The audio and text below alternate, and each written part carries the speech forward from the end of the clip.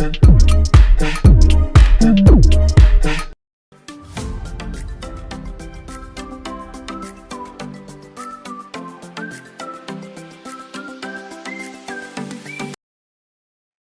sekali persoalan di penegakan hukum gitu ya. Intinya kan susah sekali untuk diurai, tapi saya kira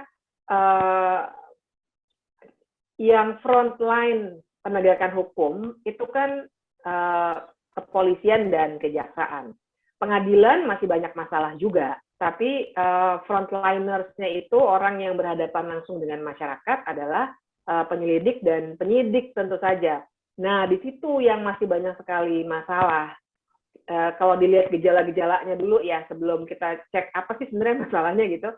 Gejala-gejalanya misalnya kita tahu bahwa kalau dari segi datanya kontras itu bisa dipakai, datanya YLBHI bisa dipakai soal penyiksaan oleh aparat ya di ruang tahanan, kadang-kadang malah di jalanan ketika melakukan misalnya itu satu.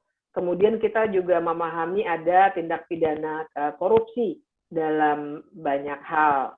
Dan kita juga tahu dari berbagai pemberitaan soal adanya pemerasan misalnya di banyak tempat lah gitu.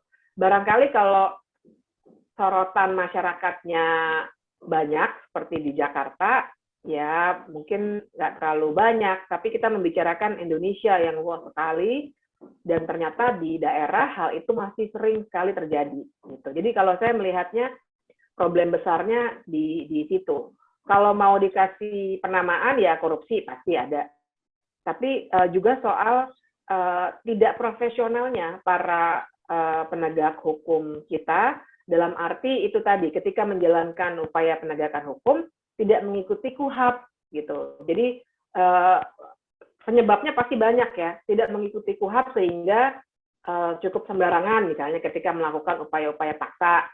Kemudian tadi lebih mudah untuk menangkap orang karena korban salah tangkap kan juga banyak dan sudah ada yang jadi putusan pengadilan juga sampai dapat ganti kerugian. Itu sudah menjadi bukti konkret bahwa bukan cuma rumor, tapi ada beberapa peristiwa di mana kepolisian juga mengambil jalan pintas untuk menyelesaikan kasus. Jadinya ada korban salah tangkap, terus ada yang diminta alat buktinya itu tidak dikumpulkan dengan baik, ambil jalan pintas, pengakuan saja gitu. Jadi orang ada yang disiksa dan itu ada laporan-laporannya. Biasanya setiap hari anti penyiksaan keluar tuh laporan dari segi statistiknya bahwa banyak penyiksaan yang terjadi juga di tahanan utamanya, tapi juga di lapas gitu ya. Nah, itu sih yang jadi masalah. Dan kalau bicara strukturalnya, kan perilaku itu ada yang sifatnya tentu saja dari dalam dan lain sebagainya, tapi sebagai institusi, ini kalau kita ngomong strukturalnya gitu ya, harusnya ada mekanisme yang bisa memastikan mereka nggak melakukan itu semua. Caranya pendidikan itu satu, tapi kedua juga pengawasannya. Jadi ada mahasiswa saya yang lagi skripsi soal ini, bagaimana misalnya ketika ada pelanggaran-pelanggaran seperti itu, memang mekanisme pengawasannya itu tidak ketat, itu dibawanya ke etik begitu ya, dan kemudian penegakan etiknya juga tidak tuntas, jadi juga tidak ada efek jera, tidak jadi modus saja karena yakin bahwa toh diselesaikannya secara internal dan biasanya juga kecil hukumannya dan lain sebagainya. Jadi lebih baik untuk secara performa bisa menyelesaikan kasus, bisa statistiknya naik, lakukan saja, hal-hal tidak dilakukan gitu. Nah, buat saya itu sih yang masalah terbesarnya, utamanya yang ke masyarakat ya. Soalnya kalau masalah lainnya korupsi kita tahu gitu ya, yang masih ada aja yang ditangkap. Tapi buat saya yang kemudian menyengsarakan masyarakat itu pemerasan, penyiksaan, itu yang mesti dibenahi duluan.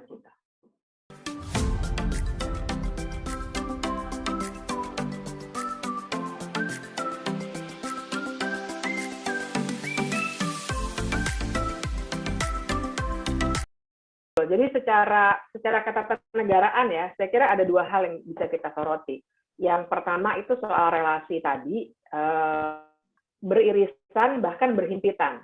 Ya kayak KPK jelas sebenarnya berhimpitan ya, walaupun ada pembedaan, tapi berhimpitan dengan kepolisian dan kejaksaan. Tapi misalnya kejaksaan dengan kepolisian itu juga kan sangat beririsan karena sebenarnya yang ideal adalah sebenarnya ada langkah-langkah yang antara penuntut dengan penyidik gitu ya, misalnya yang harus disinkronkan ketimbang benar-benar dilepas antara satu institusi satu di kepolisian dengan budaya korpsnya tersendiri, kejaksaan juga tersendiri, kemudian ada dalam konteks hukum acara yang harus terjadi di antara keduanya, tapi sebenarnya untuk tujuan penegakan hukum, seringkali sebenarnya mesti ada supervisi misalnya dari penuntut untuk penyidik apa saja yang harus digali, alat buktinya, dan lain sebagainya. Nah, hal-hal seperti itu sebenarnya menurut saya masih belum clear. Sehingga secara institusional, mestinya ada di tingkat peraturan perundang-undangan yang juga diperbaiki.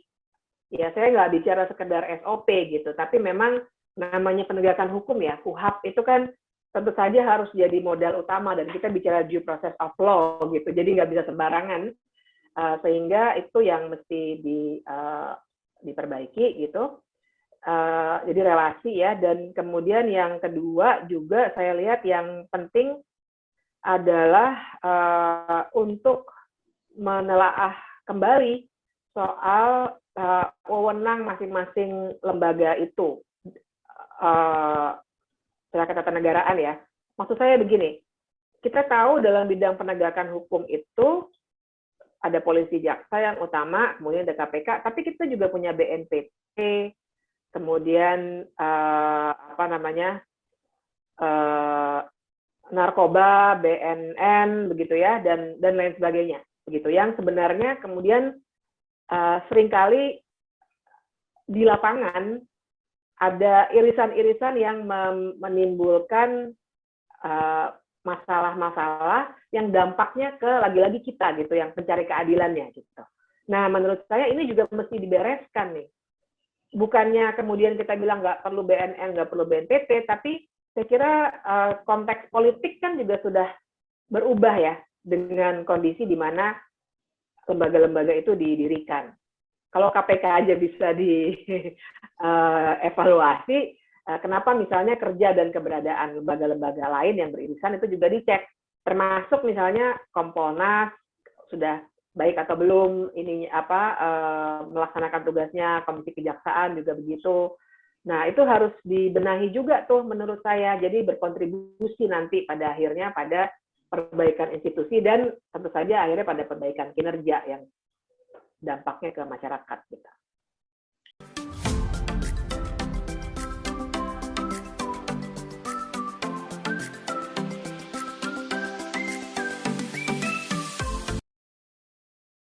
Saya kira harus ada evaluasi.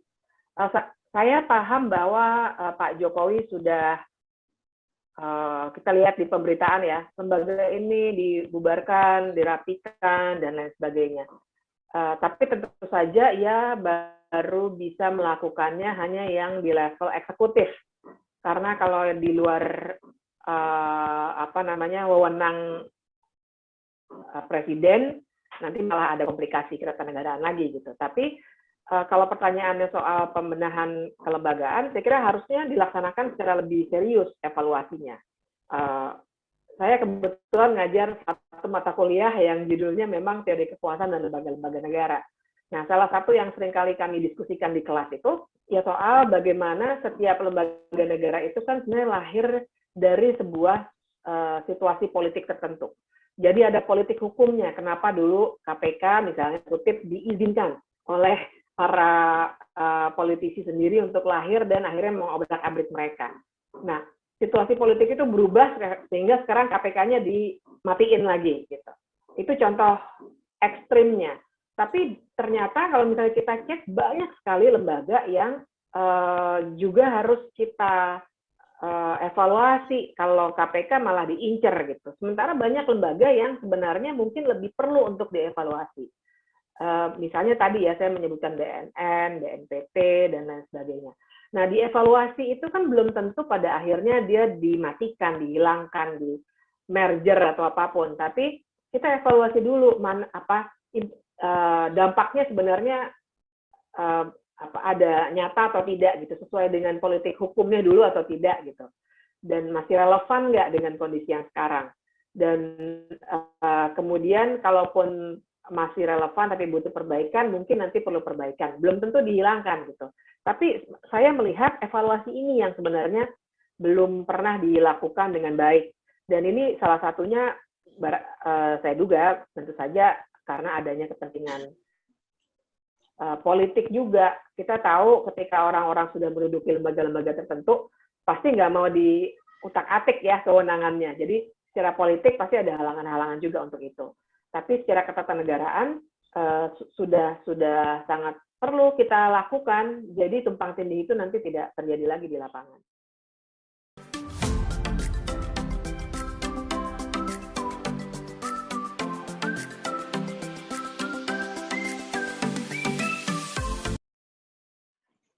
Penataan regulasi masih jauh dari selesai menurut saya. Karena keinginannya Pak Jokowi dulu itu, dan rencananya salah satunya misalnya adanya badan khusus yang mengelola soal legislasi ini. Tapi kan itu aja sampai sekarang belum ada.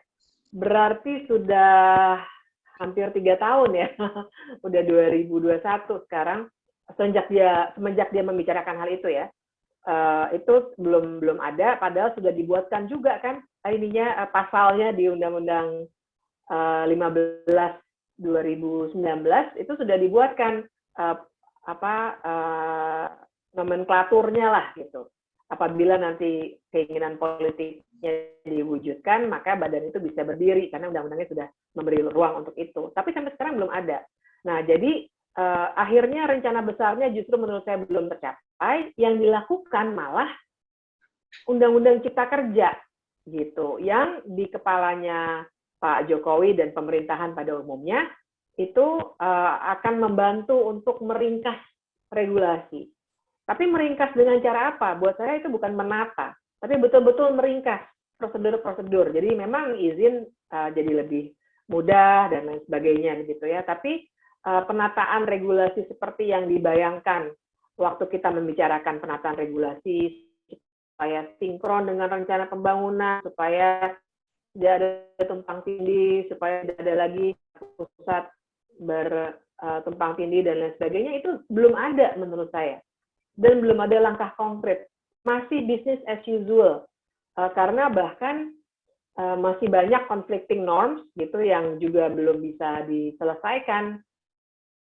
Akhirnya yaitu mereka, menurut saya pemerintah malah jadi agak distracted gitu ya, nggak fokus. Jadi akhirnya malah mengurusi Undang-Undang Cipta Kerja, PP-nya banyak sekali, harus membela, mendefense gitu posisi mereka sendiri, kenapa Undang-Undang Cipta Kerja ini akhirnya keluar. Jadinya disibukkan dengan itu. Karena akhirnya yang dimaknai regulasi sempit sekali di situ. Padahal namanya penataan regulasi ya, resepnya udah banyak ya, saya kira nggak hanya PSHK sudah riset, tapi bahkan Bappenas juga sudah pernah riset tuh soal itu. BPHN pernah riset juga, Setnek pernah riset juga. Menurut saya belum ada yang jalan.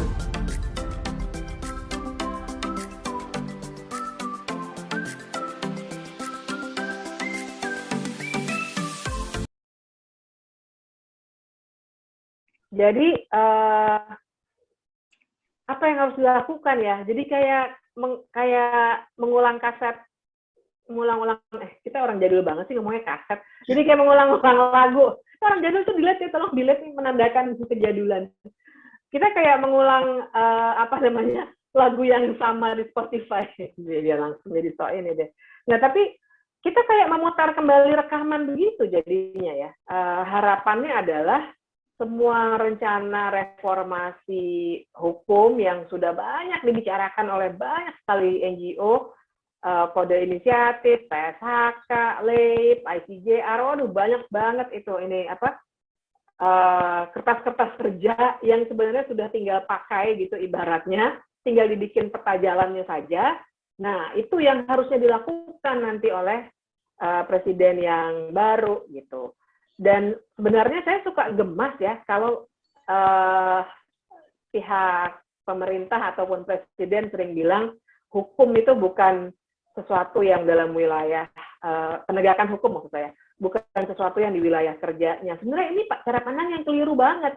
Pengadilan memang mereka tidak bisa intervensi yudikatif dengan eksekutif, tapi penegakan hukum itu banyak sekali justru yang tadi saya katakan, saya istilahkan sebagai frontliners-nya, itu semua di bawah eksekutif gitu. Jadi mereka bisa melakukan itu, dan wewenangnya dalam melakukan penataan-penataan yang tadi kita bahas itulah fair soal mengajukan supaya ada evaluasi menyeluruh, mengajukan misalnya RUU yang terkait dengan apa, misalnya ratifikasi kovenan opsional anti penyiksaan, itu semua kan di bawah domain presiden. Jadi menurut saya yang terjadi sekarang ini bukannya tidak bisa, tapi memang tidak paham gitu. Jadi saya sangat berharap sebenarnya Presiden 2024 itu orang yang memahami betul soal rule of law, negara hukum.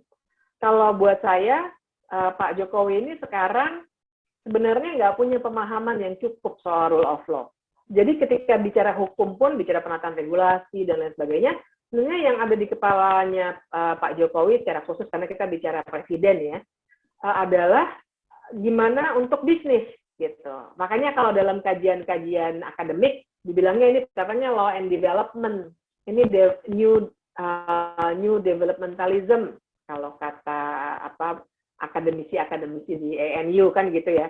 Menurut saya dalam hukum pun jadi begitu, law and development tidak memahami betul pentingnya soal-soal yang dari tadi kita bahas sebenarnya untuk semua aspek kehidupan bernegara, termasuk investasi kalau memang mau yang dikejar itu gitu ya.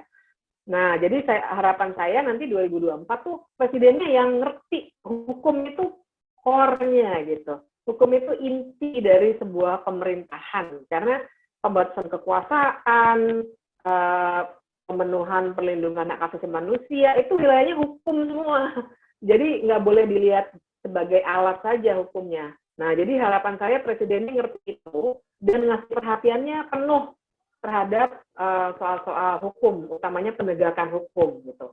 Jadi kalau agendanya sih, saya kira kalau bicara lagi reformasi regulasi, pembenahan kelembagaan, profesionalisme penegak hukum, saya kira itu semua akan sama. Tinggal peta jalannya dibuat lebih jelas dan kemudian menurut saya mesti ada parameternya gitu. Ya peta jalan kan termasuk parameter itu. Misalnya tahun pertama harusnya begini, di tahun kedua sudah begini dan seterusnya. Nah, itu 2024 tuh presiden yang baru harus siap dengan itu. Kalau enggak kita itu tadi kayak ngulang lagu tuh diulang lagi gitu loh. Tapi nggak sampai selesai.